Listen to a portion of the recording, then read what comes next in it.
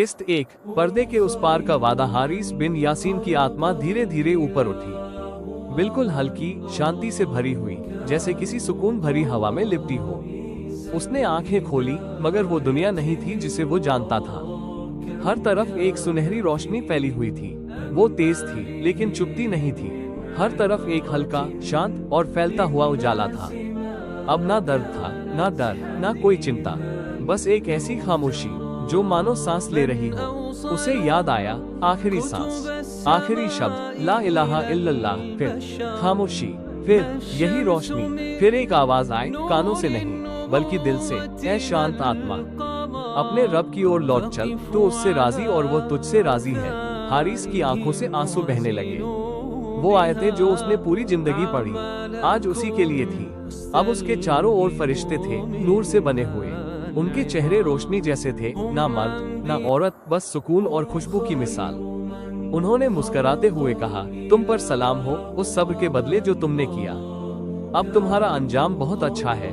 फिर फरिश्ते उसे एक पर्दे की ओर ले चले। उसके सामने एक दरवाजा था, ना लोहे का ना लकड़ी का, बल्कि रोशनी से बना हुआ। उस पर हरे पत्तों की बेलें थी और मोती ऐसे चमक रहे थे जैसे आसमान के तारे।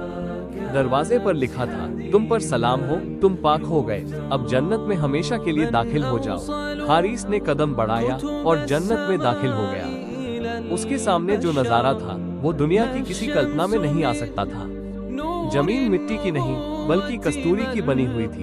हवा में ऐसी खुशबू थी जो उसने सिर्फ सपनों में महसूस की थी। दरख्त सोने के तनों वाले थे, पत्ते रेशम जैसे, फल इतने पास कि सिर्फ चाहो और वो हाथ में आ जाए। 4 नदियां बह रही थी, दूध की, शहद की, साफ पानी की और एक ऐसी शराब की जो आत्मा को सुकून दे।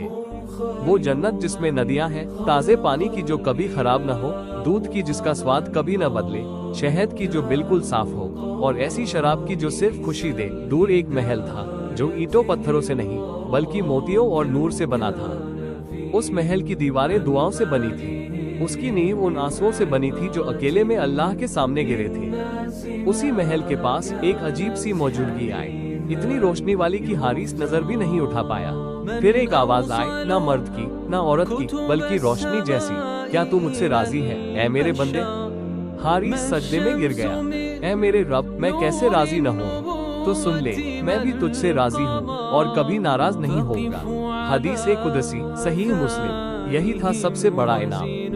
ना महल, ना नदियाँ, ना कपड़े, ना ताज, बस उसका प्यार, उसकी रजा। जैसे ही हारिस आगे बढ़ा, उसने अपने अपने करीबी लोगों को देखा। उसकी माँ जो रोती थी, अब खुशियों के आंसू बहा रही थी।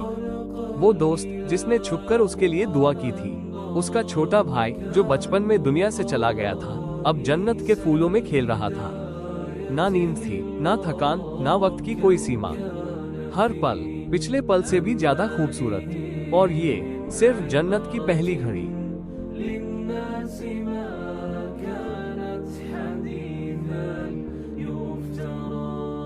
من أوصل كتب السماء إلى البشر ما الشمس من نور النبوة ما القمر فقفوا على آثارهم وزنوا